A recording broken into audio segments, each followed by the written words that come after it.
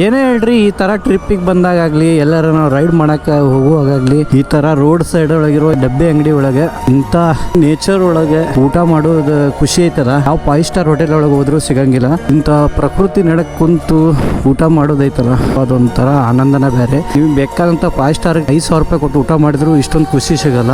ಯಾರ್ಯಾರು ರೈಡ್ ಮಾಡುವಾಗ ನಮ್ಮಂಗೆ ಈ ತರ ಸೈಡ್ ಡಬ್ಬೆ ಅಂಗಡಿ ಒಳಗೆ ಹೋಗಿ ಊಟ ಆಗಲಿ ನಾಷ್ಟ ಆಗಲಿ ಮಾಡ್ತಿರಲ್ಲ, ಕಮೆಂಟ್ ಹಾಕ್ರಿ.